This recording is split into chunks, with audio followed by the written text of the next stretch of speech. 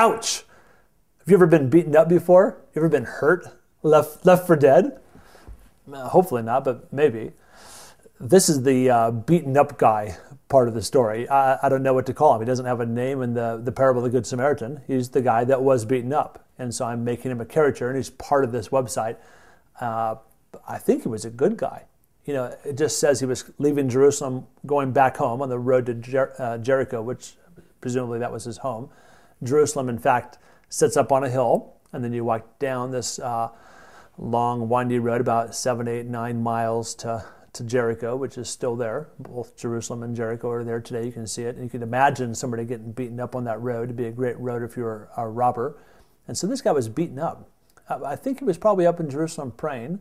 Presumably in this story, he would have been a Jew that had said his prayers and was going home, and then was beaten up, and as you know, was ignored by 2 of his fellow Jews, the 2 religious guys, the Levite and the priest. And before we get to the part of the Good Samaritan who rescues him, let's just think about this guy for a minute. He was laying there, almost dead. I mean, it says he was left for dead.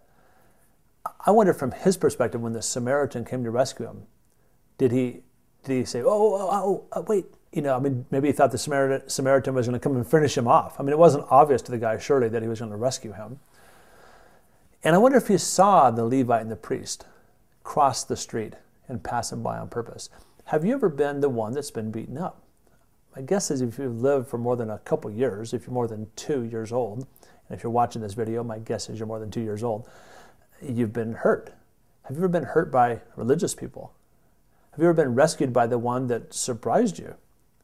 This is much of the story of the Good Samaritan, of this parable, is that sometimes religious people ignore us. Sometimes we're the ones. Sometimes I'm always trying not to be the religious person and trying to, of course, to be the Good Samaritan. We all want to be the Good Samaritan. But what if we're actually this third character? What if we're the ones that need help? Did the person in need of help say to the Good Samaritan, no, I'm fine. Just a flesh wound. You know, don't worry about me. Just, you know, carry on. I'm okay. Are you busy? Have you ever been busy being tough and self-sufficient? What if we can just say, yeah, we're in need of help? This part of the site, the website, is about that. How can we be the person in need, and out of our need even be part of a story? Out of our brokenness, out of our hurt, out of our own pain, can we actually be the one being rescued? It's a picture of God's grace. This person didn't do anything. He didn't jump up on the donkey. He didn't pay the Samaritan to help him. He did absolutely nothing. He didn't deserve it. He didn't work really hard. He didn't try harder. But he was rescued. Are you in need of being rescued?